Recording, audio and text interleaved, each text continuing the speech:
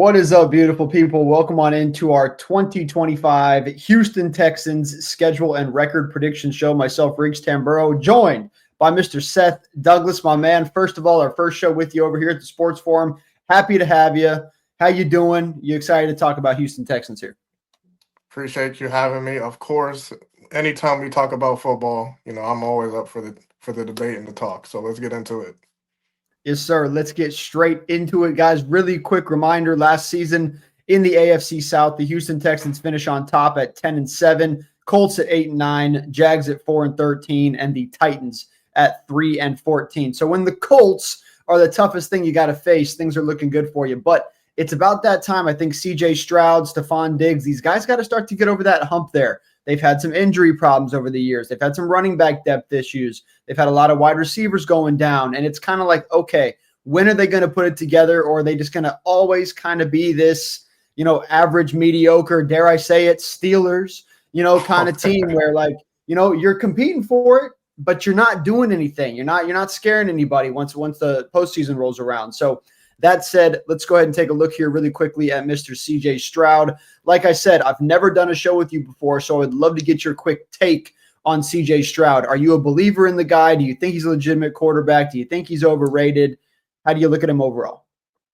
Overall, I think CJ Stroud is definitely a good quarterback. Coming from Ohio State, it pains me to say this, Michigan fan, but definitely has the talent to make sure the team's in the right spot, right position. He showed us coming out the gate in his rookie year that he is ready to take the challenge on and lead a franchise. So I think he's everything you want in a NFL quarterback. I'm kind of right there with you, man. I like CJ a lot, and I do feel like he's got the talent, he's got the arm, he's got the leadership. We see him, at the end of the day, in his mind deep down, whether you believe or not, he believes that God's got him. And he continues to say, man, what happens is supposed to happen, and I'm just going to keep doing what I can do with the gift I've been given, and I'm going to go get it. So I think it's hard to hate on CJ Stroud, to be honest with you. But that said, the haters always come out, man. You just never know where they're at. You gotta watch for them. They're in the bushes at all times. But anyway, Let's go ahead and take a look here. Houston Texans 2025 schedule. Game number 1. They find themselves on the road. Tough matchup to kick things off here, man. At the Los Angeles Rams. Matt Stafford and company. No Cooper Kupp, but they had a pretty darn good draft. Matt Stafford very well could be taking one more shot at it before he retires. We don't know yet. And on the other side, once again, a healthy wide receiver unit, a healthy CJ Stroud. It's a tough game here on the road. Do you think the Houston Texans go on the road here and steal one early at SoFi? See, I'm looking at the schedule. It's very hard. Those first two give me cause for pause. And I want to give you guys a little stat. PFF put out a little graphic showing the top defensive lines and top offenses going into the league this year. So starting with the defenses, you have the Steelers, Philadelphia, New York, Texans at 4, Buffalo Bills, Detroit Lions, Cleveland Browns, Broncos at 8, Los Angeles Rams at 9, and to round off the top 10 is the Baltimore Ravens at 10. And then the top offenses, you have the Detroit Lions, Baltimore Ravens, Tampa Bay Bucks, Buffalo Bills, Arizona Cardinals, Washington Commanders, Cincinnati Bengals, Green Bay Packers, 49ers, and the Atlanta Falcons. So look, with PFF putting that out there already, I kind of wanted to cross-reference that with their schedule and see what the Texans are looking at when they're on both sides of the ball this year. And it's kind of hard. It's kind of hard. That those first two games will kind of really honestly tell me what to expect from this team this year and see how far they go. So yeah, absolutely. And once again, guys, we will go through all of these games for you. So stay tuned. Don't go anywhere. We got scheduled predictions for you coming up, over, under, win total, etc. But that said, my man, I'm going to need your answer here. And I'm also going to ask you for a score prediction on the road at LA to open things up. One of these two teams has to start hot, and one of them has to take an unfortunate L. Who's going to be on each side? That's hard. I will say the Texans will come out and win against the Rams. I will Mm, go 27, 20, or no, let's go 28, 28, 23. Let's do okay. something like that. 28, 23. It's That's a gonna be close. I definitely believe that the Rams are going to give them a problem, give the Texans a problem. That yep. defensive front with Jared Verse. Um, I'm escaping on some names right now, but definitely Jared Verse leading that Rams defense against Yep. a very questionable offensive line for the Texans. The Texans lost Tunzel to the Commanders. Hmm. Uh, so I'm a cause for, like I said, cause for pause to see what the Texans do on the offensive side of the ball. But I think they might be able to pull that one out. It's going to be scrappy though. I mean, look, man, first of all, I think you're getting a dog here to open things up if you take the Houston Texans. I don't see how they open the season at the LA Rams as a favorite. I just don't think it's going to happen. Probably looking Hmm. at a Rams -3, -3.5 kind of game here. So I Yep. like your dog pick. I think you're giving the people maybe a chance at some money to kick things off in week one. And who doesn't want to start off the season with a couple bags? That Yep. said, though, you mentioned it. My number one fear with this team, man, it's not the weapons. It's not the defense. It is the offensive line. Can they protect Definitely. him?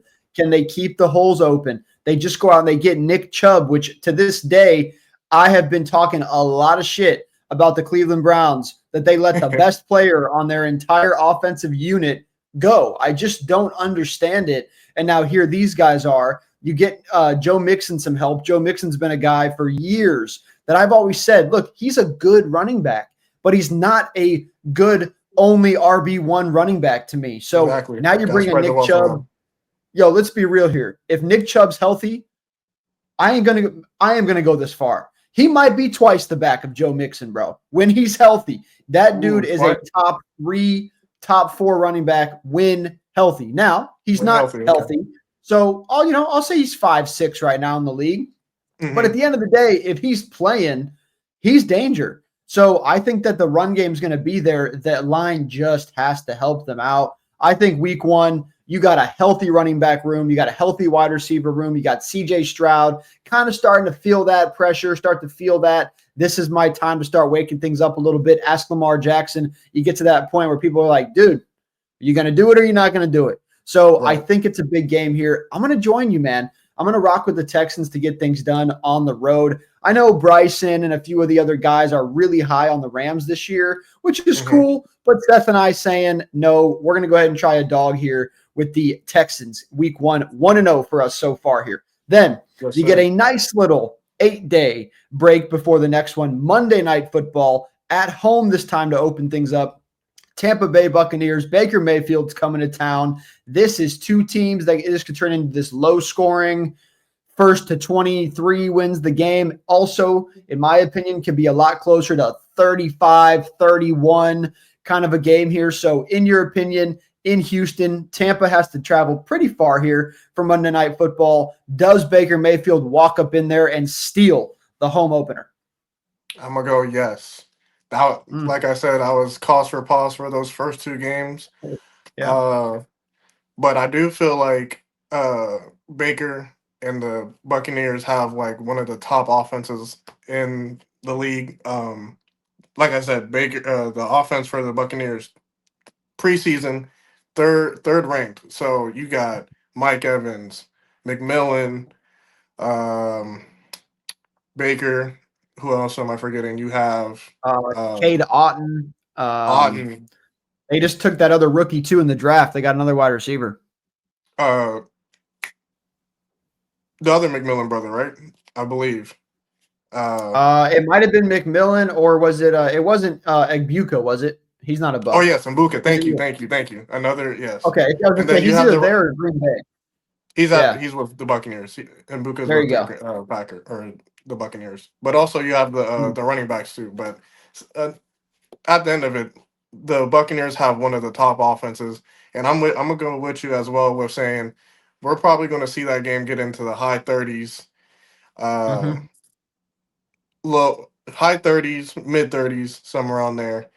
But I'm definitely picking the Tampa Bay Buccaneers to come out with a win on that one.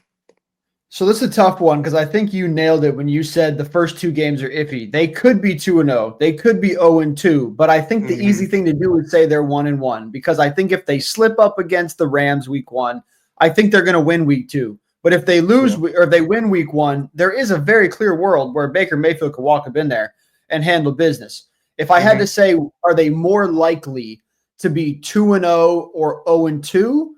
I would say 2-0, barely. So I'm going to join you. I'm going to say 1-1 here. Predominantly, guys, we're saying we do think it goes win against the Rams, loss against the Bucks, but at the end of the day, we're just saying it's 1-1 by the time things are over here. Baker in that offense, I'm extremely high on them. I don't think that they, to this day, get enough credit. Baker Mayfield doesn't get enough credit. Another massive L from the Cleveland Browns by letting him go. So this is I think Baker is also on one of them demon time years, man. I mean, he's got Hmm. to prove it here soon. He's only got his running back room right now, Rashad White, and they're going to get another good year Thank out you. of him. Are they going to get another good year out of him? I don't know, man. Mike Evans, he's only getting older. I do Hmm. think this is kind of win now for Tampa Bay. So I'm with you on that one. 1-1 to kick I things was, off here.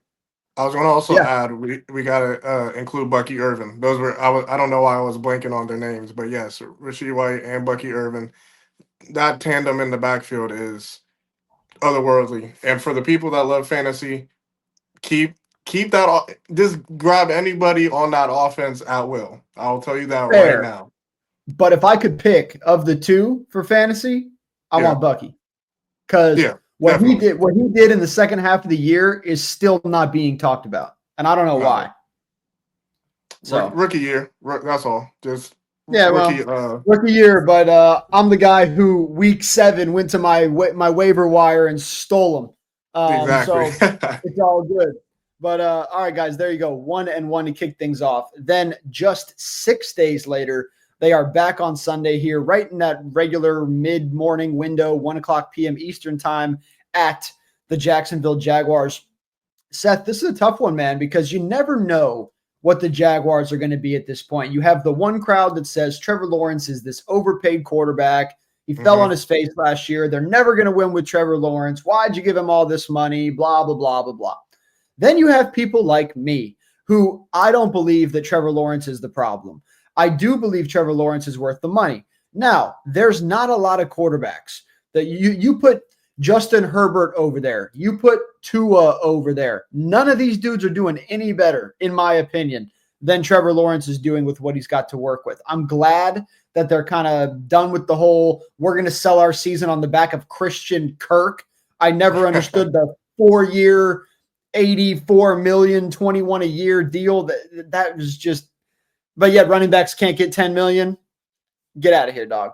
So I don't know. I feel like at this point, this is a Jags team that is kind of also at that point. And I know Trevor Lawrence has a no trade clause in his contract and all these different things, but it's only a matter of time until they start 1-6 again. And that people are going to say, dude, we're done with them. Like, get him Exactly. at it. We're done with him. So, in your opinion, is this a turning point for Trevor Lawrence? Does he make the Jags a team again that can win 7, 8, 9, 10 games, be in that picture with a couple weeks to go? Or is this a Jags team that, quite frankly, you think CJ Stroud walk up in there and it's pretty normal? Walk up in there, kick their ass, and go home. Walk in there, take over the trap. Straight up. Def, definitely. I agree with you with this is a prove it year for Trevor Lawrence. Mm, And I agree with you as well. I don't think it was all his fault through these past few years. You just had a lot of turnover at the GM and head coach position. Doug yep. Peterson.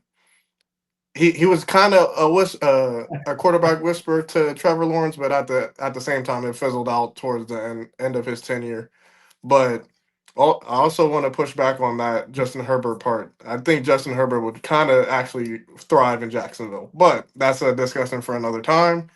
Yeah, yeah. Uh, I'll save it, though. I'm glad. I'd love to talk to you about that. So, okay. good. I do think you know what? I know they play twice a year. and I'm probably getting ahead of myself just a little bit, but I think they'll win one and lose the other one. So Interesting. whatever order you want to put that in, they're definitely going to split with the Jags. Mm. I just see the Jags coming in there, just a lot of energy, a new look. Mm-hmm. Travis Hunter coming in there, just boosting up the Jacksonville area. I think they could get one from the They Texans. definitely they can get one, but you come off of a better Rams team, a better Yeah, Bucks team, and this is kind of like your first break. The problem is, and we're kind of talking about it here, you finally get an easier game, but you got to right. go to Jacksonville on 6 days rest. I Hmm. mean, it's not ideal. It is very kind of get caught lacking, especially God forbid they're 2-0, right? Yeah, They could get caught sleeping here in this one. So I understand what you're saying, but I do need to know, is this a win or loss for you in week 3? week three. I'll go. I'll go loss. I'll give them a loss week three. Wow. You know what's so bad, bro? As a sports bettor, I'm with you. Mhm. Give me the Jags and the points. I want the points all day. But I'm going to go Yeah. ahead and go with CJ here. I think it's ugly. I think it's one of those games where I'm pulling my hair out at halftime. They're down like 17-10, 20-10. And I'm just like, what? Hmm. Bro, what are we doing? Right. Yeah, But I I'm think taking. CJ finds a way. I'm going to I'm go. I'm taking. going to go I'm with, taking all that with you, okay. but Well, in the opposite way though. In the the opposite way. Texans, that's fair. The Texans are known for winning these games by 1 or 2 points. Right. Straight up, 1 or 2. It's like if they get a safety or something that they shouldn't get, and then they go for 2, or they don't get it, or whatever. So I'm going to go with a super ugly 22-20 win on a game-winning Kaimi Fairbairn field goal to go ahead and get this Okay. thing done. And Jacksonville fans are just heartbroken when this thing's over. So that said, folks, 2-1 for me thus far. 1-2 for Seth thus far. Gonna need to go ahead here for you and start to turn things around if they want to make a deep playoff run here. Now, Hmm. things get easier. You're back Yep. home this week. You got the 7 days, and now you get to play Cam Ward and the Tennessee Titans. Now, I wasn't with you during the draft shows, but I will say I am not a Cam Ward guy. I seem to be in the minority, and I don't know why that is. But I'm not convinced that this dude is this shoe-in first overall pick, next great thing. You know what I see when I look at Cam Ward? He is a slightly bigger, slightly better, probably not even faster Malik Willis. And if you Mm. recall all the hype Okay. around Malik Willis, Yep. it's a good build and the potential is there. But I think if he doesn't hit right away, I think there could be some really early Anthony Richardson signs where we're like, dude, see Is an this working NFL out? quarterback? I'm not going to go that far because I Yeah. trash Anthony Richardson. He's not going to be that bad. I'm just not convinced that he's a threat here. So I'm going to go ahead and keep my pick nice and simple. I'm going CJ Stroud at home here. Home game number 2. My opinion, you're either coming off a really scary win that woke you up, or like you mentioned, you're coming off a bad loss. It's a win for me here. Give me 3-1 for the Texans. I will agree with you. They'll definitely beat the Titans. I just feel like with Cam Ward coming in, they're still trying to figure out what's going on. He's still trying to get his feet wet. Because he's a little wet behind the ears getting into the NFL, anyways. Yeah, he So, is. and Mm-hmm. then on top of that, like I said, with the top defensive teams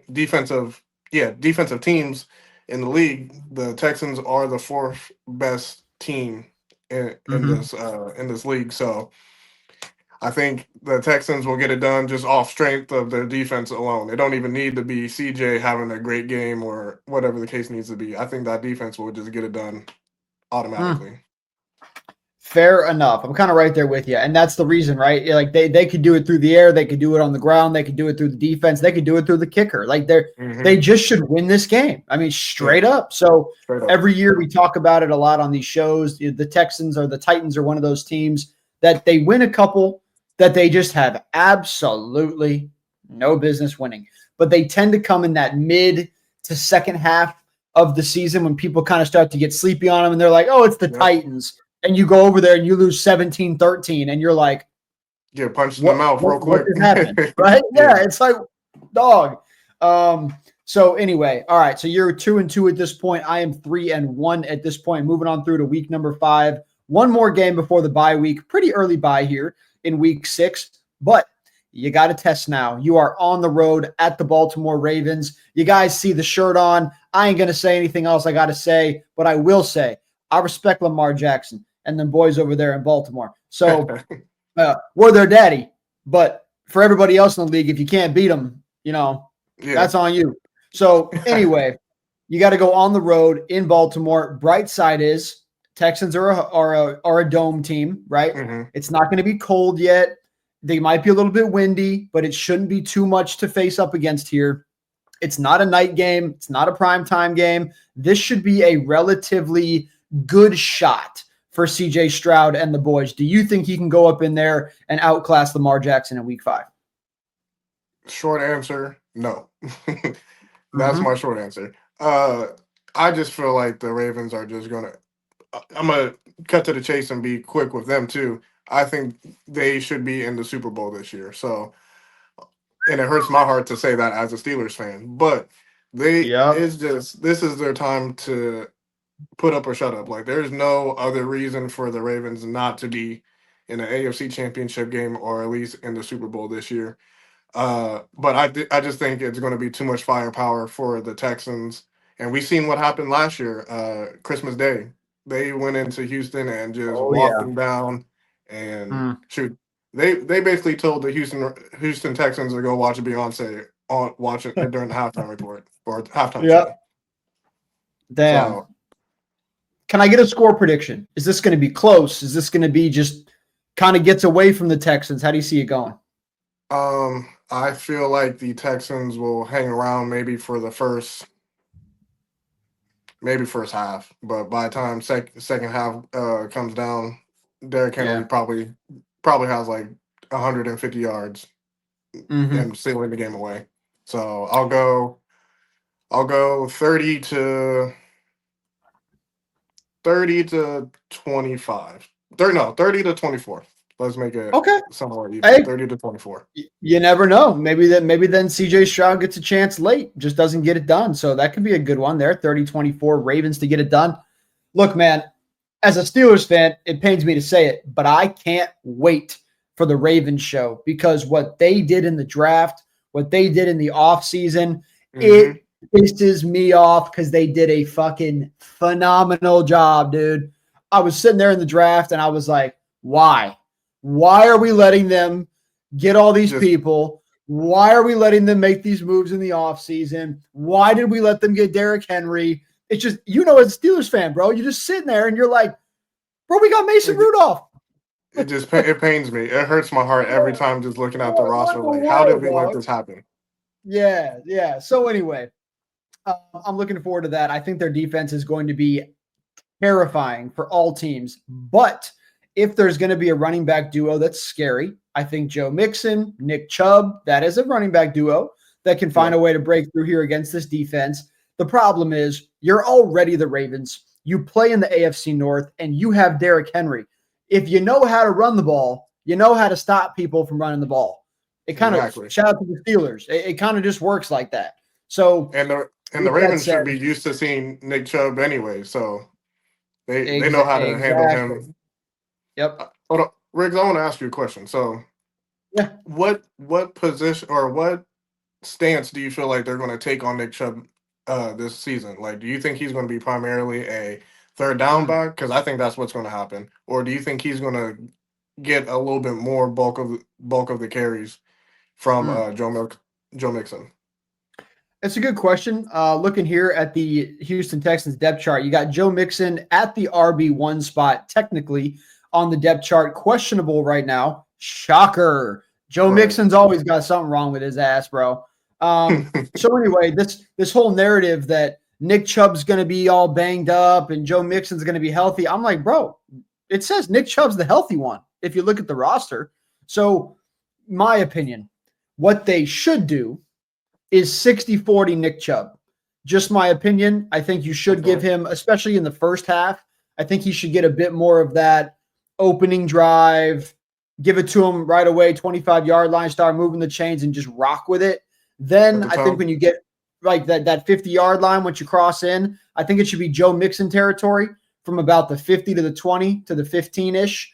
And then at that point, I think you got to bring Chubb back in and you got to let him kind of punch the touchdowns in. Now, I get it. A lot of people would argue Joe Mixon might be a better receiving back, so maybe you want him in. But I think that's the bright side to having two great running backs. You know how often I would line up one right here, and I'm letting them both run little wheel routes?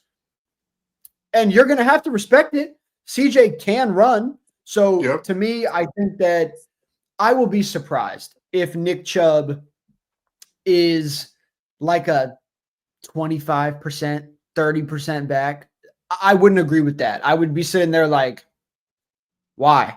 Like if he's healthy, you got to let this guy take over the football game because he can take over the football game. I think he's going to be the lead back in the first half. I think in the second half, they're going to kind of start to put him on ice a little bit, save him for those late drives. And when everyone else's legs are tired, I think you're going to see Nick Chubb pounding through people. I always think of the famous clip of him in a Browns uniform running down the sideline. I know me, you, my brother, my sister, and everyone out there had a parlay with Nick Chubb touchdown in it. And this mofo ran to the 1-yard line and stepped out of bounds.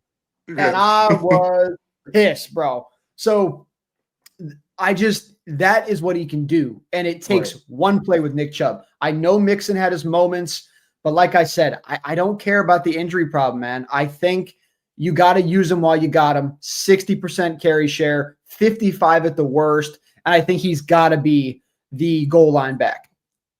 Is that kind of where you are? Okay. I agree with the goal line back. I agree with, like I said, third down situations. 60-40 is a little tough for me just off of the strength of like like you said, Joe Mixon can be the receiving back. He's pretty much an all over. He can do it all. So I would want my offense to have a guy that could be a threat on all levels. So I don't know. I see Joe Mixon on the field a little bit more than Nick Chubb, but definitely. I think you're right. I think he will be. I'm just saying I kind of like the idea of while Nick Chubb's healthy, I think you have to use him. Yeah. You know? So question. Like, let's compare that to Jahmyr Gibbs and David Montgomery, right? Okay. For the longest time, past couple years, it's been Montgomery's the one, Gibbs is the two. Then we saw Montgomery have some injury problems. And as the year went on, they kind of made it Gibbs is the one, Montgomery's the two. Which guy, if you had to say they're going to favor, like if one guy is going to be the guy, okay, here's a better question. Which guy will record more touchdowns this year? Ooh. See, I feel like that's like a twofold question because you also got to bring in. You got to bring in the fact that you have a new OC in Detroit right now. You don't know. I mean, granted, I believe that Dan Campbell is definitely going to try and keep the same thing and keep it consistent with the offensive identity. So, which would be smash mouth football, run up the middle, hat on a hat type of mentality. But we did see Jahmyr Gibbs start, just igniting that offense a little bit more. So I will go with Jahmyr Gibbs as the guy that will probably have more touchdowns, but it won't just be off of just handoffs. I think it will be a combination of pass catches and handoffs. But Montgomery he'll be in the. I give him like 15 touchdowns this year at least. I think we just nailed it, by the way. I think Nick Chubb is David Montgomery. Yeah. And I think Joe Mixon is Jahmyr Gibbs. And you use the term hat on hat, smash mouth football. That's Nick Chubb and David Montgomery. They are going to lock eyes with you, and they're going to say, come get it. And they don't give a shit. Jahmyr Gibbs, Joe Mixon, they're going to shift around you. They're going to run routes. They're going to be a little bit tougher, probably going to have a couple weak runs once in a while where, it's negative a yard and you're just like, bro, run the ball. You know what I mean? Run the damn ball, bro. Yeah. I don't look at Montgomery and Chubb and think, hit the hole. Like, they hit that thing, bro. Yeah. So, like you said, it could vary. I think we're in the same boat here. No guy is going to get more than a 60-40 carry share. It should be relatively close to 50-50. It's probably going to be one of those things where by week 3, week 4, we kind of just start to see who they favor and who they trust in, 4th and goal from the 2. They're probably going to give them both a shot. And if one guy's the guy that gets it in and one guy doesn't get it in, I think that's the guy that you kind of move forward with. But for me, you're going to give me week 5, 1 play from the 2. I want it to be Chubb. Yep, I agree. So, anyway, folks, veering off a little bit, but it's an important conversation. So that said, one more time there is that. Actually, let's just scroll this super quick for you guys. Depth chart for you for the Houston Texans. For those that don't know, you got a backup quarterback. Davis Mills is the main guy there. Joe Mixon, Nick Chubb, Dameon Pierce. I do want to throw it out there. Another very slept on running back in the league. Not a horrible guy for fantasy football for you guys looking to stack your benches. You got Nico Collins, Jaden Higgins, Justin Watson, Christian Kirk. There he is. Jalen Noel, Xavier Hutchinson, Tank Dell, Mechie, Braxton Berrios. I mean, they're just loaded here in the wide receiver room. Also, great tight end in Dalton Schultz, Jacob Johnson, a slept-on fullback, and the list goes on here on the line. Defensively, you guys can see all the different great names there. These guys are pretty darn stacked up. And finally, special teams. If you guys were around last year, especially all our sports betting fans, we made a shit load of money on Kaimi Fairbairn, and we will be doing so once again this year. An absolutely phenomenal kicker here for the Houston Texans. I guarantee you he hits through bare minimum 3 field goals, game-winning, time expire, less than 30 seconds, and wins them games this year. So keep an eye on that. But Seth, heading on back there, my man, at Baltimore, we got to give our final picks here. I'm going a loss for the Houston Texans, and you are as well, correct? Yes, sir. Okay. There we go. All right. So I am what? I believe you are 3-2. Yeah, and you're 2-3. Yes, sir. All right, moving on through here, guys. Week 6 bye here. Not too early. We saw a couple teams with like a week 4 bye. So 6 isn't terrible, but it is a little early. You're coming off a bye week. You get an extra day again. Monday Night Football, October 20th at the Seattle Seahawks, the new vamped Seattle Seahawks. Obviously, Pete Carroll's not there, but that's nothing new. You got a second-year head coach. You got a first-year quarterback in Sam Darnold, who, as a Steelers fan, Seth, I don't know about you. I was just saying to myself, whatever you do, do not sign that guy to a 4-year deal to the Steelers because I'm not going to be okay. So I'm glad they didn't do it. But you're going on the road. Seattle, a tough place to play. The 12th man. Is this a win for C.J. Stroud coming off what is pretty much a 15-day rest? Yes, I will give them this win. I need to see more from the Seahawks. I know they picked up Sam Darnold, gave him that big contract, but they gave up a lot. They gave up DK. He's with the Steelers now. I feel like a lot of pressure is going to be on JSN being the primary. Yes, Cooper Kupp. Reliable, but at the same time, injury prone. I don't know what I'm going to get from him halfway through the year, mid season. So it just depends on what kind of Seattle team we see throughout these. We're at week 6, week 7.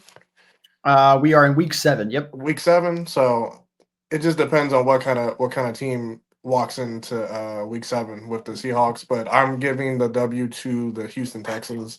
I think C.J. Stroud coming off the bye, everybody either feeling good or feeling it's time for the train to get back on the track. I feel like the Texans will pull it out.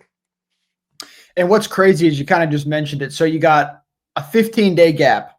Before that, you played the Baltimore Ravens. There is a world where they haven't won a football game in 3 weeks, dog. Yep. Like, you got to be hungry at this point. I guess you could play the whole, could they be hungover from the long bye and whatever. No, because even if you go into the bye week at your record, if you go into the bye week at 2-3, well, at the end of the day, you already went on the road and faced the Rams. You already had to face Baker Mayfield. You already had to go to Baltimore. You should be feeling all right. Like, your season's good. You're good to go. Nothing to worry about. You're going to go out here. You get Seattle. You got San Fran. It's a tough one. But then you got a nice little stretch there. Jacksonville, Tennessee again. even Denver at home. That could be another win. So we'll get to that in a minute. But that said, what's your score prediction for this one? Score prediction, I'll go. Hmm. These score predictions are hard. I don't know. Let's do 20. See, I just don't think the Texans have like a very potent offense. So I'm not trying to give them like 30 Mm, points every trip. Like I don't see yeah, that yeah. for them at all this year. Uh Shoot, it might be ugly. Let's do 20 to 17. 3 point spread. I mean, if you're thinking about last year, man, that Mike McDonald defense, they start the year off, pretty well. We're all thinking Yep. Mike McDonald's coming in here from Baltimore. He's going to be this great defensive coordinator coming in, making this defense phenomenal again, like the good old, that 2015-ish, Leading the Richard boom. Sherman Seahawks, you know what I mean, days, the Yeah, Chancellor days. But mm-hmm. there's just something about this team that in the second half last year, man, they looked lost Yeah. defensively. Now, do I think Mike McDonald's going to let that happen again? Genuinely, I do not. I think they're going to come back and be a much better defensive team, especially when they're playing here at home in Seattle. So I will agree with you that I think it's kind of a weirdly low-scoring game, but I'm going to go ahead and go with the Texans to get this thing done. I'm going to go 23-20 in that one, 23-20. which could be a 42.5 over under, maybe, but I still think 23-20 probably still good for the under in that game. Not too cold yet. So we'll see what happens. But all right, guys, moving on through here. A win for me coming off the bye, a win for you. Close one, though, when all is said and done. Then you come back home just 6 days later. San Francisco 49ers are coming to town. I will say you got to think about this one. The travel for San Francisco. It's not super far, but everybody thinks of the map and they're like, oh, Texas? Yeah, that's right by Houston. Or anyway, you know what I'm talking about. Go ahead. California's right next to San you. Francisco. Yeah. But I'll tell you what, if you've been there, those two places are very, very far away from each other. It's a longer travel than I think a lot of people give it credit for. Like I said, it is 6 days rest for them. It's probably not 6 days rest for San Francisco, but they got to travel. It's an early window game. Could this be a spot where San Francisco kind of come out sleepy and CJ Stroud finds a way to get a big time win at home in week 8? I do think they get another win. Like I mentioned earlier with PFF ranking their top offenses, and to me that surprised me with the 49ers being number 9 out of 10. Mm-hmm. And I don't see it. So it's like this is another prove it year for uh Brock Purdy, excuse me. Yep. Money talks. He got paid. It's time to show what you're doing now. Like this is your time to shine. This is your team, and we just gotta wait and see. But definitely, I'm not too high on the 49ers this year. I think it's definitely going to be a slow year for them. So I think the Houston Texans will come out and get another dub. This is a very, very tough one. The San Francisco 49ers was the first show that we did for the schedule predictions, and I had them starting insanely hot to get the year going. I had them around like 7-1 or 8-2 to kick things off. So Wow. I don't recall if this was a win or a loss for me. Mm-hmm. But looking at it, if it was in San Fran, I would go San Fran straight up. Yeah. But I'm going to go ahead and go. I'm going to painfully go with the San Francisco 49ers to find a way to walk up in here and win this football game. I mean, it's Christian McCaffrey. He should be healthy at this point. Like you mentioned, money talks, dog. You got to put up or shut up at this point. You begged for I shouldn't say you begged for this money. The world begged for you to get this money. Now you got to come out. You got to start playing like it. So we'll see what happens. But I just think the 49ers overall, I think they're coached a little bit better. Even though their running back room is good, their running back room ain't better than Christian McCaffrey. So I'll go ahead and say that the 49ers can go ahead and have a bounce back here. And like I said, I just think the 49ers are so hot at this point that I have them taking a big win here on the road in Houston. And I want to say this is the first time I'm saying Houston are going to lose at home. And I don't think they're going to go undefeated at home. So I was about to there's say that they went 5-3 last year at home. So I mean, right? Houston's a tough place to play. They definitely have the home crowd advantage, and they know how to win when it comes to being at Yep, home. 100%.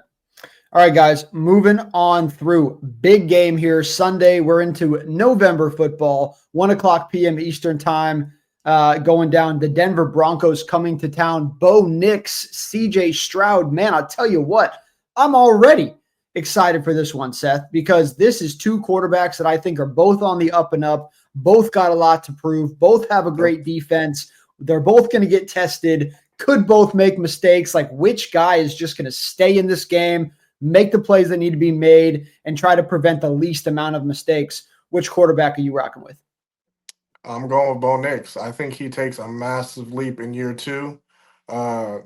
And another team that's in the top 10 preseason power rankings for defense. The Broncos defense is going to be a buzzsaw. Like that defense is going to be crazy. Nasty. So I definitely have Bo Nix stepping up. I got the Broncos winning this game. Um, I just Wow. I just think the Broncos are Sean Payton. The definition of a quarterback guru. He knows how to get in a quarterback's ear and make sure that he knows the offense to a T. He's going to make sure everything is on the up and up. So I'm going with the Broncos. Remind me not to put you on a show with Bryson, because I talk more shit about Sean Payton than anybody that's ever been on these shows. And Bryson is the exact opposite. He'll die for this man. He believes in this man. And I'm just like, bro, he is not that dude. He is an overrated coach. Half the reasons that Bo Nix looked lost last year in the fourth quarter on these game-winning drives in overtime is because Sean Payton's play calling was horrendous. But it's okay. No, Broncos fans don't want to admit it. Bryson doesn't want to admit it. Look, man, if you want to buy in on that train, I get it, but I don't think that they win this game because of Sean Payton. We can go back to Hey, Rick, we can go back to what the game that stood out to me and what made me realize the Broncos have something going was that game against the Bengals that night, that playoff, well, not playoff game, but leading into the playoffs. That drive capped off what the Broncos are able to do. So I can give you the loss mentality with play calling, but again, that was his rookie year. And being in another year and under Sean Payton and understanding what he wants from his quarterback, hey man, I think Bo Nix he's going to have a great year. Just to recall, fantasy sleeper too for anybody that wants to have that too. I agree with that. You're talking about the game where they were in Cincinnati. All they had to do was win to lock up a playoff spot. They had the game won. They choke it in the fourth quarter. Then they had the ball. They get the turnover. All they got to do is kick a damn field goal. They don't get that done. Then they have another chance. They don't get that done. And then they lose 30-24. I found that to be the most embarrassing loss of the entire season. You're talking about a Bengals team, Seth, that if I threw you the fucking ball, you'd score, dog. They're terrible. I mean, you're right. They're terrible, bro.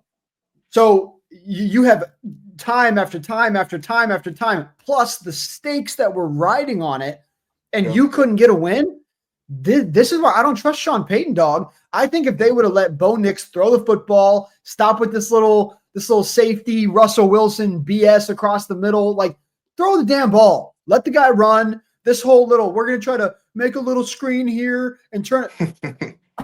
Dog, that's what you do with the old men. That's what you do with Kirk Cousins when he can't plant, dog. That's not what you do with this 24, 25-year-old stud rookie. Let the guy live and die on his own. Don't protect him.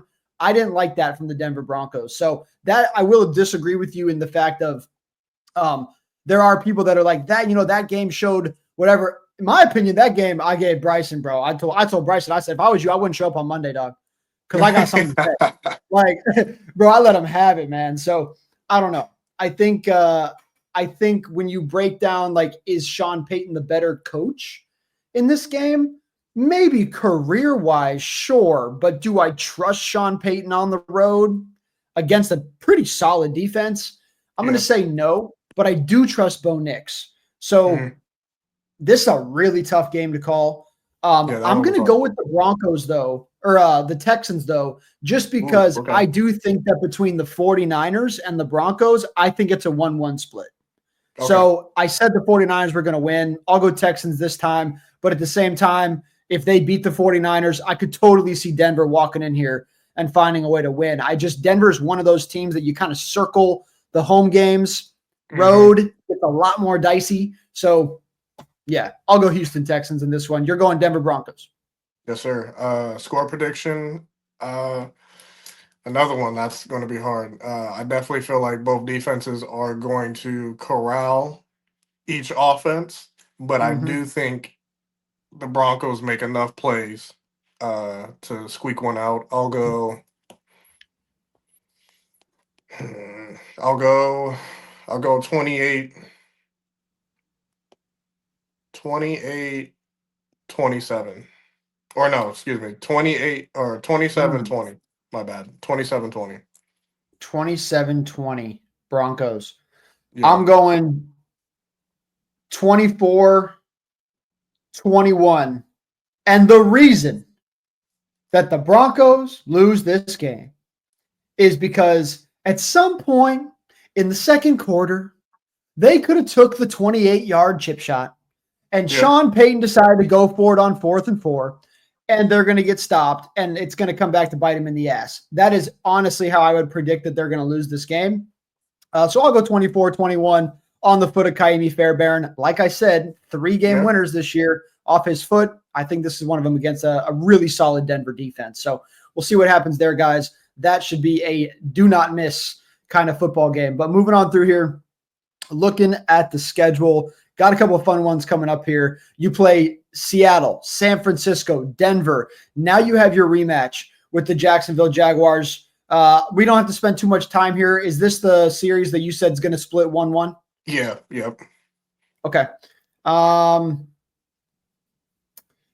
going to join you on that. We're not Okay. going to get into this one, guys, but at the end of the day, we're both saying Trevor Lawrence, Travis Hunter, there's something potentially brewing there in Jacksonville. Is it enough to sweep the Texans? No. But the Texans also tend to kind of struggle when they play Hmm. Jacksonville. It's kind of been a historical thing over the past few years. So I'll join you on the 1-1 here split for the Jacksonville Jaguars. Then they're on the road. We already talked this team in the first game at the Tennessee Titans. Maybe this is Cam Ward waking up by week 11. Maybe this is CJ Stroud sleeping on this team a little bit. Is this a win I'll for you for CJ, or could this be a trap game? I'll go with trap game, but I still think the Texans pull this one out. I just don't see the Okay. Titans posing any threat, honestly. Fair So enough. I mean, I agree with you. And like we talked about, like I said, that week 11 area, it's where yep. the Titans start doing something stupid. And you're Hmm. like, I oh, was about no, you got CJ. you got people's bodies feeling all kinds of ways by this time of Yeah, the yeah. year. It's like, do I really want to get up and put this helmet Mm. on? It's just so I'm with you with the trap game scenario, but I just that defense wins games, defense wins championships. The Texans Mm. defense will come and save the day once again. Okay. Yeah, I think this could be one of those no business free interceptions for CJ Stroud. Hmm. All they got to do is score one time as a sports bettor. You're looking at your parlay and you're like, when you're Please. sweating bullets, you know that sweating bullets week 11 from the bar feeling? Yep. Yeah.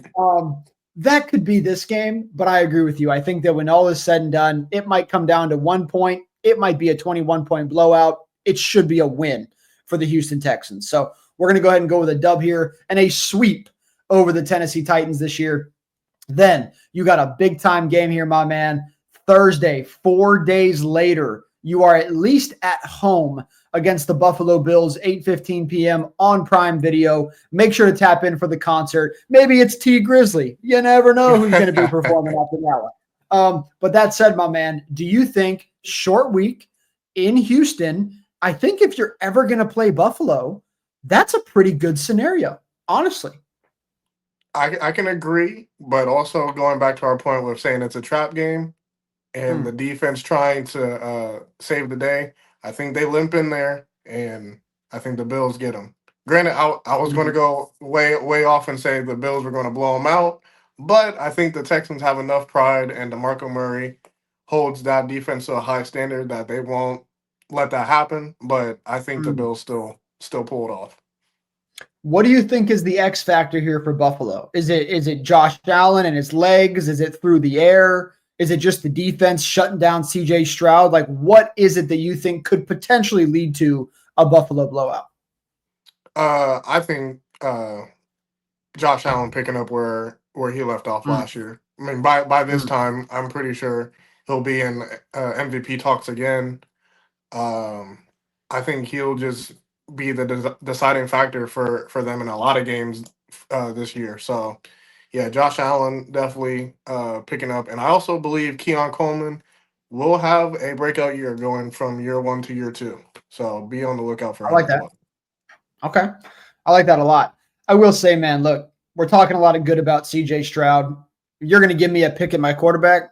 I'm not even going to, I ain't going to glance twice at it. You got to give me Josh Allen every Yep. single time. It doesn't matter if it's fantasy football, doesn't matter if it's a bet, it doesn't matter if I'm the owner of the team. I want Josh Allen straight Hmm. up. So I'm with you on that one. And like I said, I do think the reason it won't be a blowout is because it is in their favor. They don't have to go to Bills Mafia. They don't have to wait 7 days and let Josh Allen figure out exactly how he's going to dice up the defense, which to me is the only reason why they're even going to hang around in this game, is Yeah. making a couple good defensive stops, maybe a couple deep balls. We have seen the Buffalo defense at times have a really big problem. That 20 to 40 yards right down the middle can be a concern. So can you stay in this game? I think you can. Can you backdoor cover? I think that you can. But are Yeah. you going to win it? You got Mm, Tyler Bass on the other side, man. I'm a huge Tyler Bass guy for the Buffalo Bills from the kicking point of view. yeah. If you're going to give me Josh Allen, 1 minute to go, field goal to win it from the 30, I think they get it done.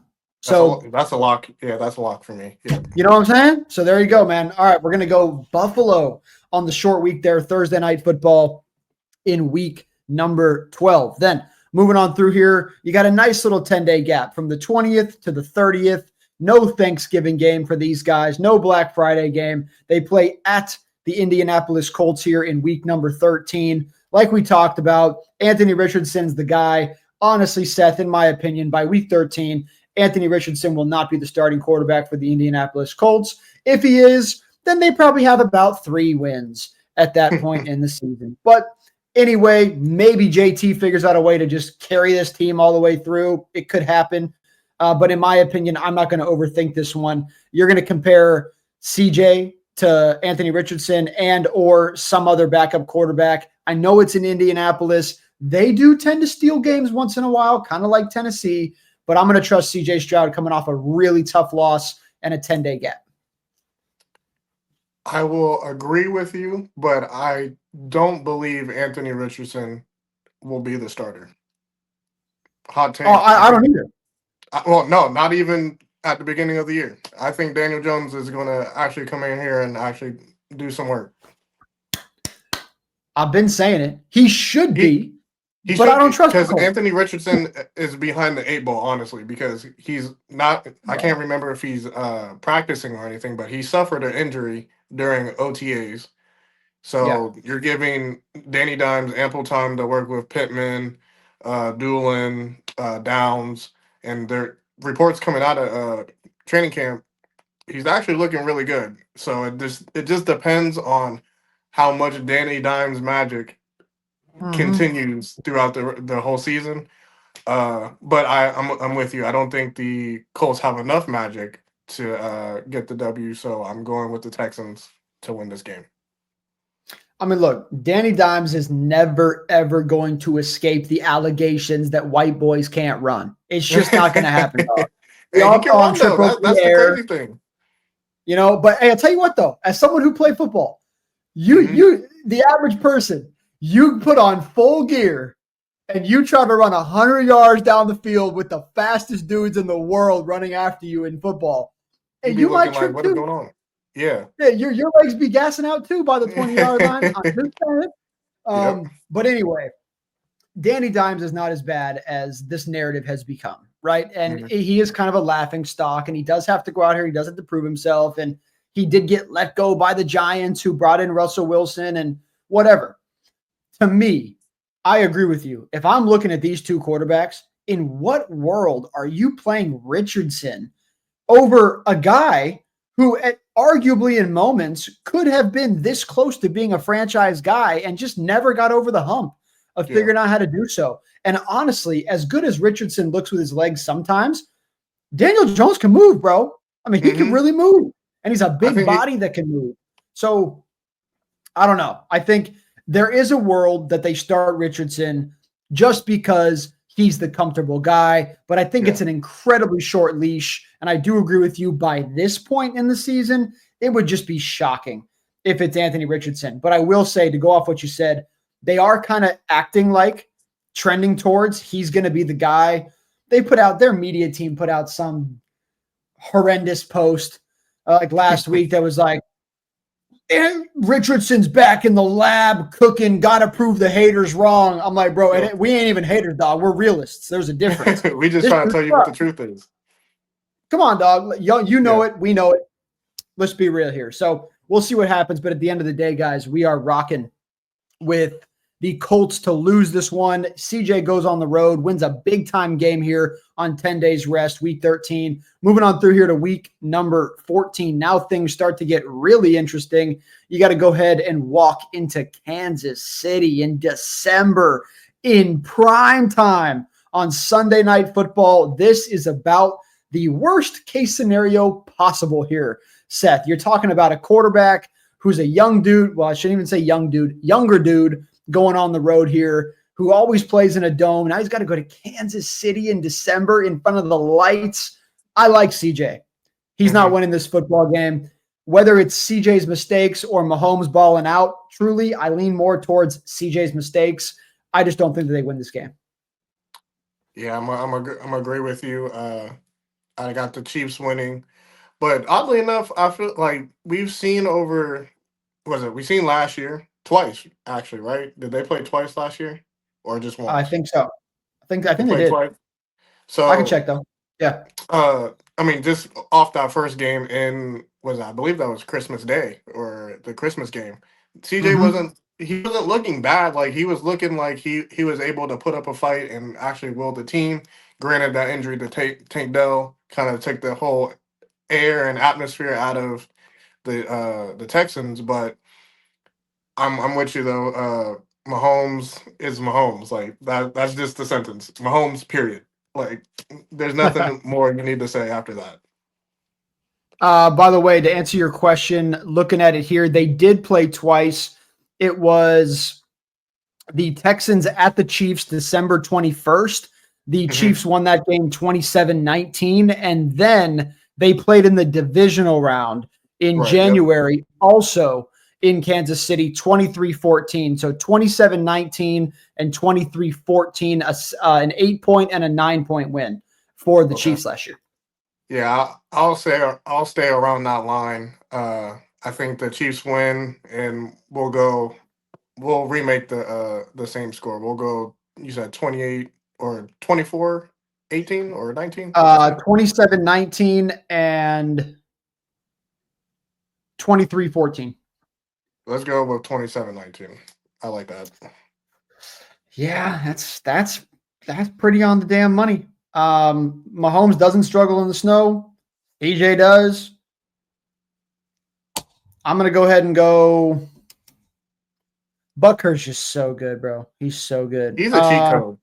Like I He don't is understand straight how up. like every time they get in that position, it's just like you just know he's about to walk out there and just kick it, and they're just going to walk off and win the game. It's like Mhm. anytime I see him walk out there, I'm like, I might as well switch the channel and watch something else. You know what? I'm gonna go very close to the divisional score. I'm gonna go 24-13. Okay. I do think the Texans get one touchdown in there, but I think that they're going to get stopped a lot. Kaimi's going to kick a few. Mahomes is going to get that extra touchdown when it's needed, and it's just going to kind of be one of those fizzle out 7-8 minutes left. It becomes a 2-score game, and we're all like, well, that's that. CJ probably throws a pick on a game-winning or a game keeping alive drive, and it just kind of fades away there in Kansas City. So, all right, guys, Chiefs for the big-time win in week number 14. Then you got the Cardinals coming to town Sunday, December 14th. Cardinals, obviously, not the greatest road team in the world, but they do play indoors. They get to go play indoors, so at least that's working out for them. No weather factors in this game here, Seth. Arizona Cardinals, I'm going to let you go first here because you might not agree with me on this one. Well, going back to what PFF was talking about with their top offenses in the conference or in the league, you had, I believe, the Cardinals at 9 or 8, somewhere around there. So really, or 5. Excuse me, top 5 offense. No way. Top 5. There's no way. PFF did that. PFF, I got it right here. Oh, you got to screenshot that. Send it to Bryson, bro. He'll fall out of his chair. But that one kind of had me a little shaken too. But I can see where they're trying to get it because I do think Marvin Harrison Jr. is definitely going to have a breakout year. Another person for fantasy, for your fantasy players out there. But I think the Texans will come away with a win. I believe their defense will show that their top rating is real. I do think CJ will have a fairly decent game because, in my opinion, I'm still trying to wait for the Cardinals to find some type of defense. Even though they just drafted Will Johnson, shout out to my Michigan Wolverine, and I like that pickup honestly, but I still think they have a lot of work to do on that defensive side of the ball. So I will go with the Texans. I don't want to say it's going to be a shootout, but it'll probably be around like the 28. Let's go 28 to 28-14. 28-14. Okay. I think that's a pretty fair score. It's a tough one, man, because I have, for 3 years, probably more than that on these shows. It might be over like 5 years now. I've been defending Kyler Murray, man. I mean, I have gone to war for this little COD playing little. Anyway, dude, I'm an Arizona native. I root for the Cardinals. I'm not a diehard Cardinals fan, but I root for the Cardinals, and I want to see him succeed. And I know the people in Arizona, specifically my family, a lot of my friends, they're done with Kyler Murray. They're over the. They think he's a prima donna, and they think he's all these little things, and he complains, and he's not serious, and he's too small, and he's overrated, and he's overpaid, and like they're done with him. They're like, yo, move on from this guy. I was saying during draft night, actually, I thought the Cardinals were going to shock the world when Shador fell, and I thought they were going to take Shador, and I thought that would have been an awesome move for the Arizona Cardinals and put some pressure on Kyler Murray a little bit. So, I mean, they need money for pieces. Like I was thinking, well, you'd save a bunch of money, bring in Shador, get him ready for a year, and then give him the reins. That's what I was thinking. But obviously, no one wanted Shador, I guess. So, which to this day doesn't make sense to me. Me neither. I believe the Cardinals are a better team than people give them credit for. But a couple things and concerns I have. You're talking about what week? We said week 15 at this point. Yeah. Is James Conner healthy? Yep. Because at this point, we all know James Conner is probably carrying 85% of the load over there in Arizona. I just feel bad for the guy, man. As Steeler fans, we definitely know about him being healthy or not. We definitely understand that. We do, and it doesn't help when you're 2, 3, and 4 guys no one's ever heard of before. Yep. I mean, if you ever watch the Cardinals, every 2 of every 3 plays is James Conner. James Conner does this. James Conner does that. It's just James Conner. Like, that's all they do. And by week 15 on the road, is James Conner going to running for 2 touchdowns and 150? I don't think so. So That's a stretch. it's a tough one for me. I agree with you. I think Harrison could have a big game. I like that. I low key like the tight end room in Arizona right now. I think it's a little bit slept on, but overall, team for team, I'm going to go closer than you. I think Arizona puts up a fight here, and then Kyler Murray's going to do what he does. It's going to be 4th and 8. His little ass is going to run backwards 25 yards trying to get space so he can see over the line. And then he's going to chuck it out of bounds or take a sack, and they're going to lose, and that's going to be that. So I'm going to go ahead and go with a 4-point win for the Texans here. I'm going to go 27-23. Houston Texans barely hold on, but I think this one actually comes down to the final play of the game. So okay. I like we'll that. see what happens. Maybe I'm giving Kyler too much grace, but I'm just going to go ahead and trust my guy because I low-key don't want to see him gone. I don't want to see him gone, but, as a Cardinal fan, man, you can't wait much longer. So quick sidebar, Rick. I was about to say quick sidebar. How did you really feel about the whole situation of him not taking game preparation serious, him being on his video game too much? Like, what did you really think about that? I mean, look, first of all, do I believe that Kyler Murray wasn't preparing for a game? Not really.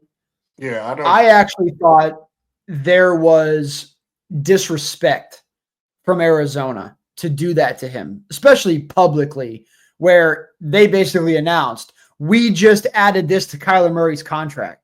Yeah, I thought that was crazy. I was like, why would you even – I mean, you could put that in there, but to let it be public, like that was like they were trying to sun you.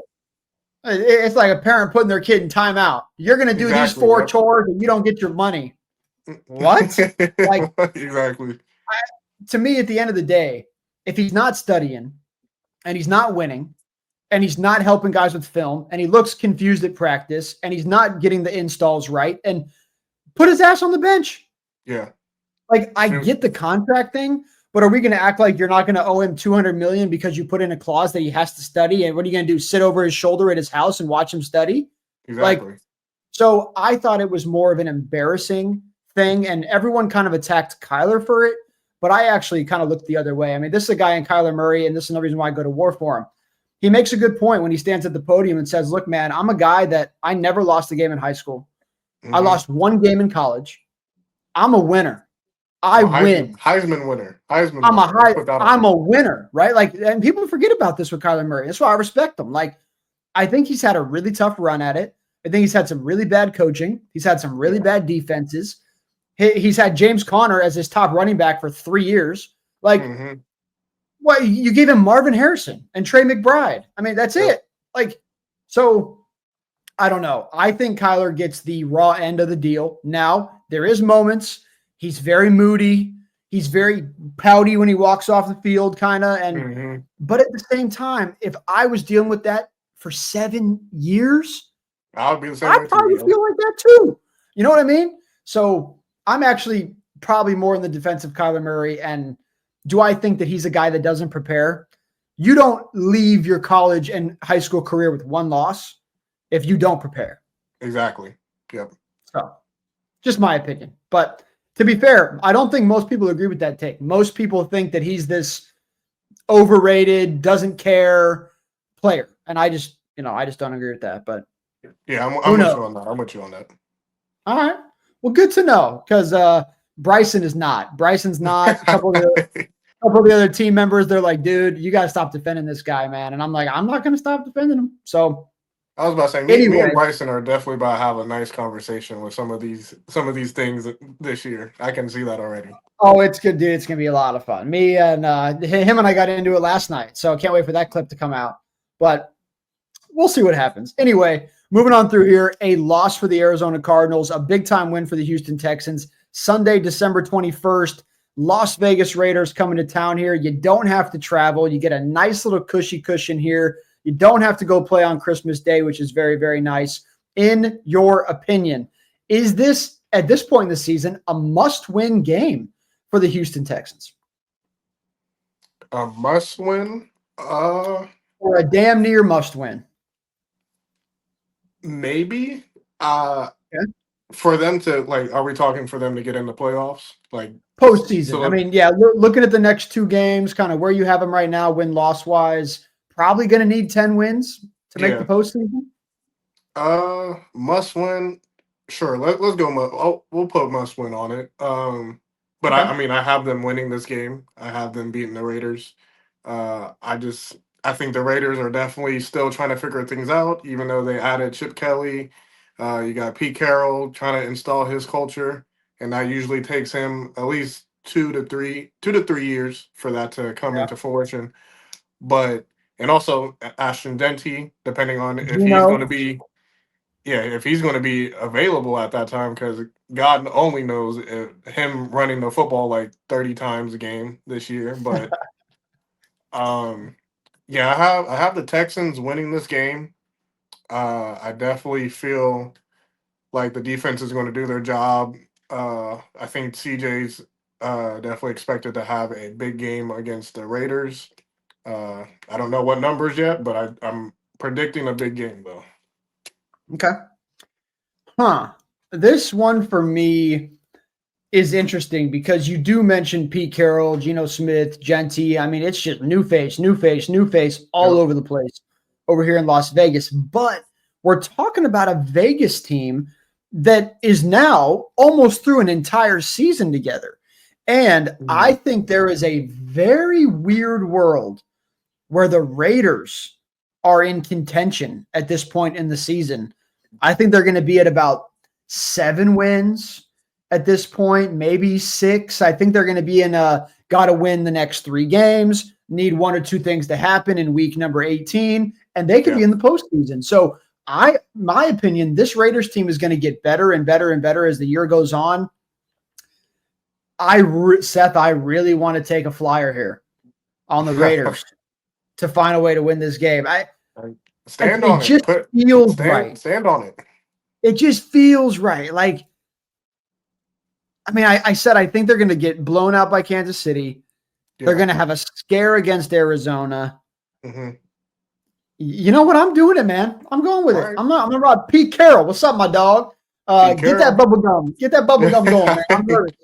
I'm nervous, but it I think we're going to get a win here. So okay. we'll see. Hey, it's still amazing to me that Pete Carroll, being the oldest head coach in the NFL right now, still out there throwing the ball like he's like 25 years old. Like Yeah, he that's got the wild to me. gloves on. Yeah, I'm like, man, he's got some good doctors or good supplements, whatever you want to say. He's got something good. Hey, folks, get up and drink your damn green juice. All right. Pete Right. Carroll's doing it. So that's all I can tell you. But all right, man, we got 2 more here. TBD flex games. One of these Yep. should fall around the December 28th era, and the other one should fall in 2026. So we got at the LA Chargers. You kind of mentioned your boy Justin Herbert there for just a second. Now, if you can't tell Hmm. yet, I'm not a Justin Herbert guy. Bro's a fraud. Bro's overrated. He was a good quarterback at Oregon. He's Oh, beyond fraud is mediocre. crazy. Fraudulent activity happening Wow. over there in Los Angeles. So if I was an officer, I'd arrest him. I'm going to go 2nd-degree misdemeanor. Nothing too bad, but it's fraud, dog. It's fraud. So anyway, I'm going to go ahead and go with a big time win, bounce back. I think Arizona scare them. I think Vegas steal one from them. I think their season is on the line. I also think it's on the line for the Chargers at this point. But the Yeah. Chargers, to me, are going to have a down year. I only had them at 5 or 6 wins when we did our Chargers preview. Their over/under was like 9.5, so I got them way under. I'm going with Mhm. CJ Stroud to go on the road here. Herbert, Stroud. I'm taking Stroud. Uh, I'm not mad at that take. Crazy to say he's fraudulent. Crazy. I will go with you with the Texans winning this game. I think it's close. I mean, we've seen Very. last year in the wild card game that it was Yep. a close game. Definitely came down to a couple key mishaps by the Chargers and Justin Herbert. But I don't Shocker. know. I just another person like how I was just talking about Sean Payton and Bo Nix. Mhm. Once Jim Harbaugh gets his hands on a quarterback he likes, hey man, I'm just telling Better than you. Sean Payton. Just saying. Oh, I mean, yeah, I'll go with that. Come I'll on, I'll agree. dog. Yeah. I'll agree with that. Yeah. But Hmm. uh Jim Harbaugh, he gets a lot of flack for not being a quarterback whisperer, but he is a quarterback whisperer on the low. He is a Like, quarterback whisperer. Yes, so I agree. I feel like Herbert will definitely try and right his wrongs from last year's game. Will it be enough? Mm. No, but I think it's going to be a close game. But the Texans ultimately pull it out and win.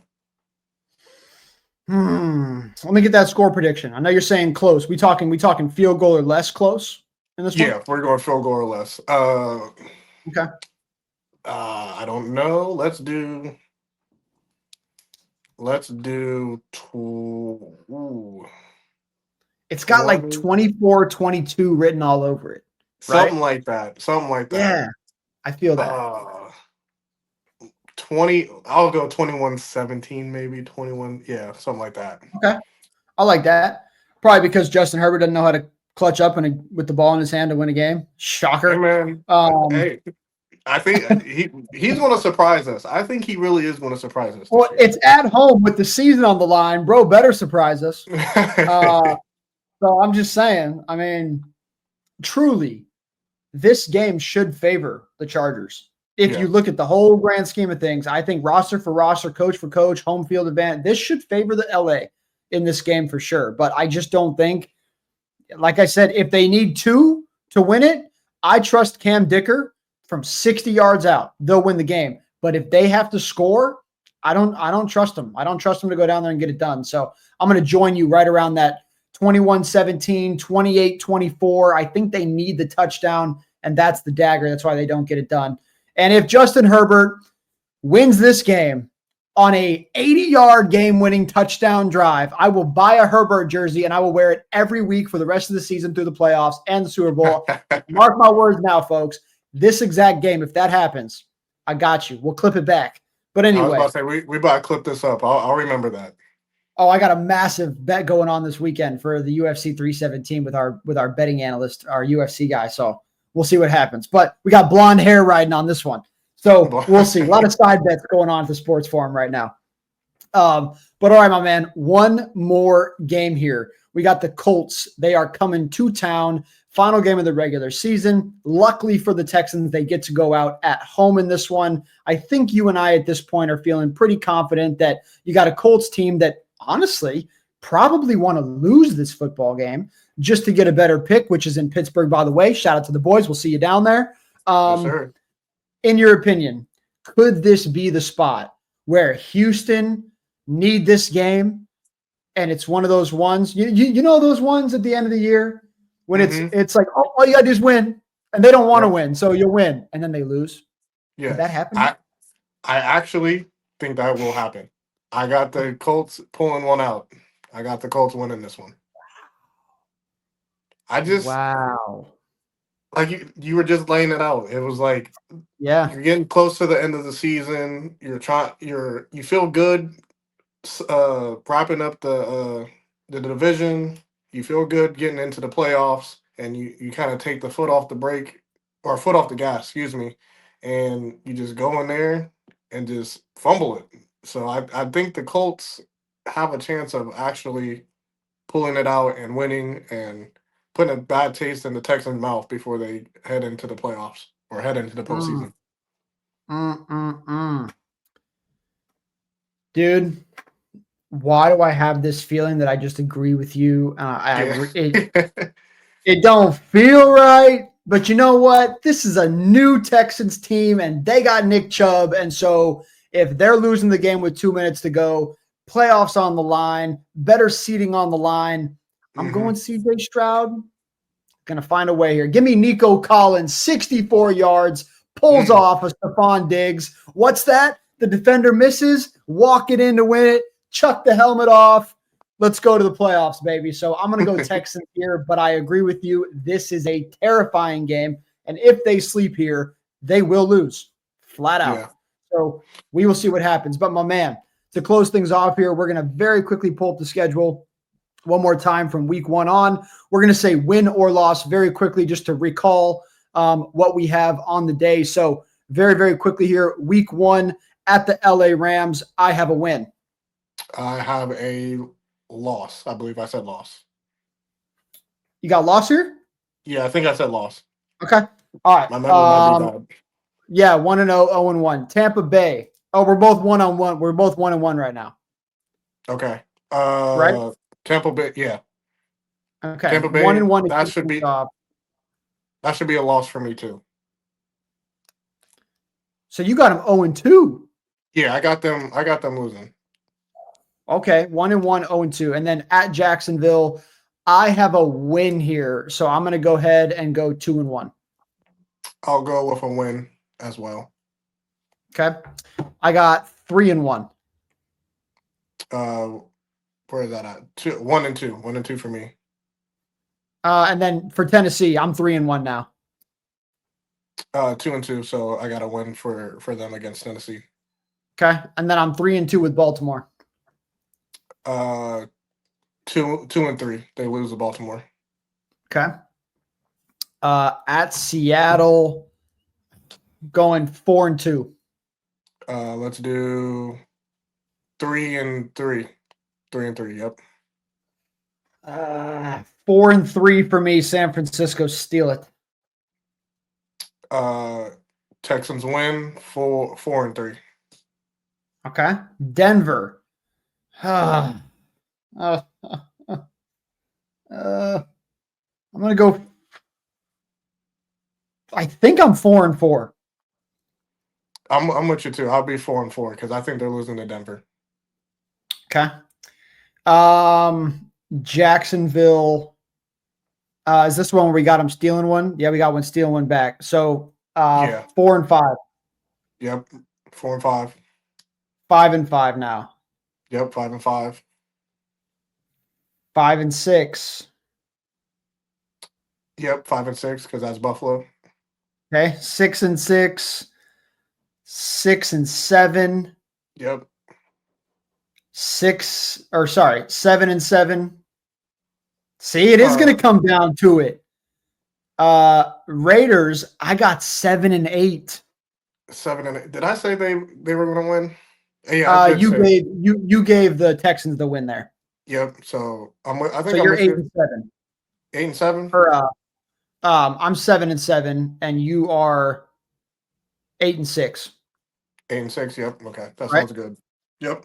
And then I got win. So I got 9-7, and I think this thing comes down to you better pray to God on the final Sunday that a couple things go your way, because I don't know if 9 wins is going to get it done. Right. Yeah, I'm with you. Because I was definitely down. My overall prediction, I was definitely down to 11-6 or 10-7. That's how I was seeing their record shaking out. So okay. however, 11-6 and 10-7. Well, at that point, though, then your question too: will they be a playoff team? You're saying yes. Yes, I do think. I mean, the AFC South is always wide open, and they won it last year. So I think history serves correct with them winning it again. I also want to add their odds. Their odds to win the division is at plus 115. Their odds to make the playoffs is minus 130. Their odds to miss the playoffs is plus 115 again, and their over under win total is 9.5 at 130, minus 130. Excuse me. Well, here's the thing, bro. We got a big time problem here. If those numbers are accurate, y'all, I'm gonna go ahead and turn on the sports better in me really quickly. We're about to make a fucking bag out here. I'm pulling these odds up for you. That was per DraftKings. That was per DraftKings. Yeah. So looking here, the over under 9.5 wins is minus 120. But you just said that they're favored to make the playoffs at 130, right? Yeah.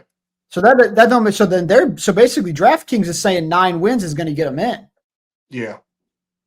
But that's to my point again with the South being so, because you can win that division. Again, we've seen the NFC South have terrible records and get a team in there. 9 wins to get it done in the AFC South. They could get it done. But the bet that I'm contemplating on here is personally, you're not with me on this one. I like under 9.5.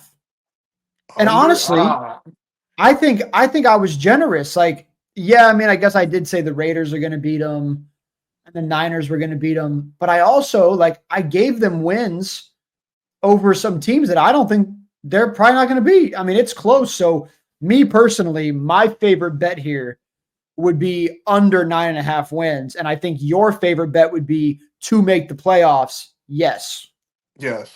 Mm-hmm. right? Yep. Okay. And Well, there you go, guys.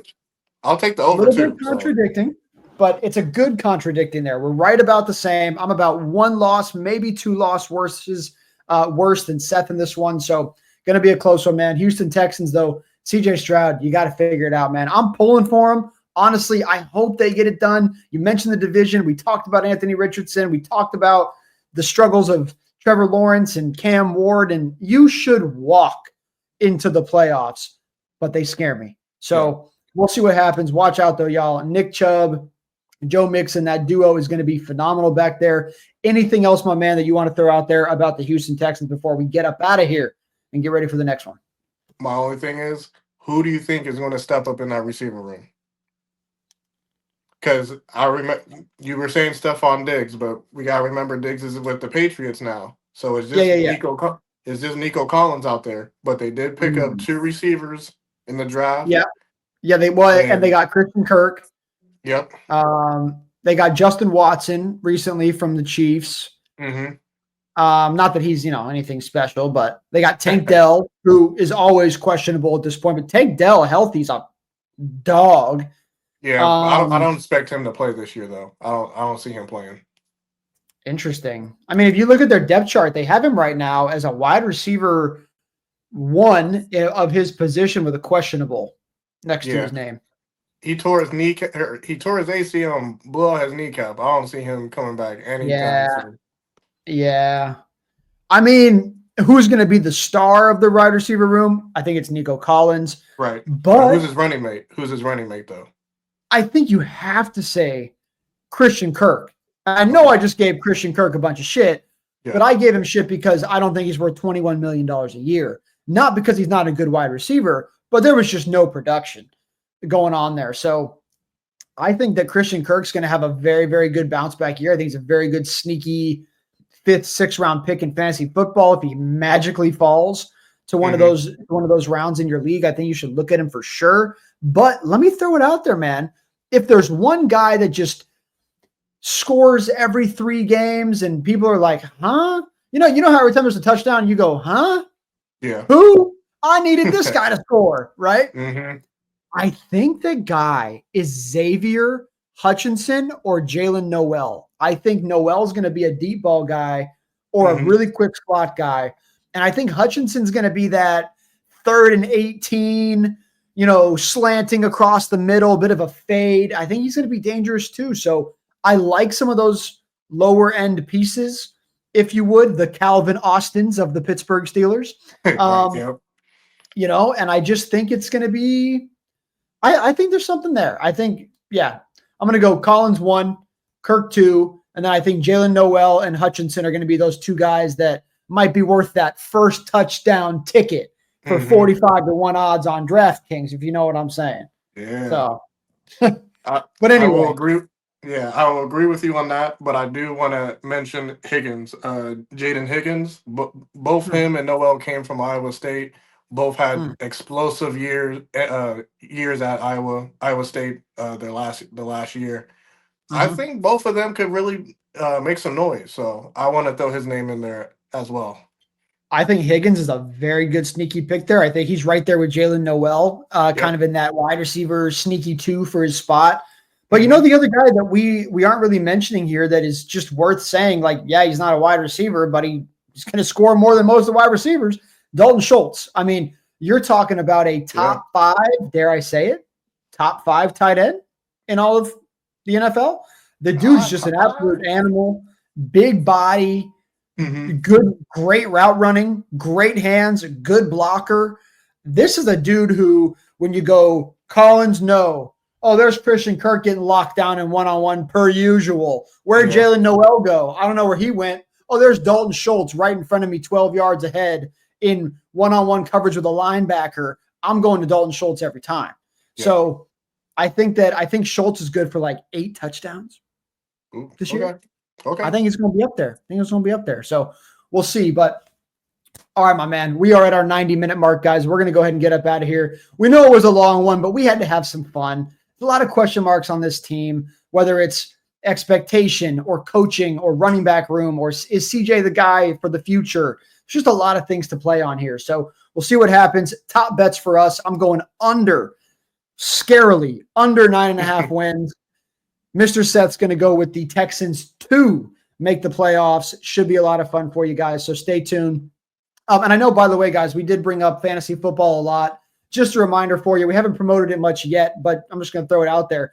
Every single year we have a Sports Forum Fantasy Football League. It is a lot of our show crew, our writers, and people from our team. You guys can come play against us, and we do invite some of the fans to join the league as well, but it's very limited spots. You guys are going to have to get in early, so just going to throw it out there. If you're interested, you can go ahead and shoot us a DM on social media at Sports Forum CO, Instagram, Twitter, TikTok, LinkedIn. We'll get back to you.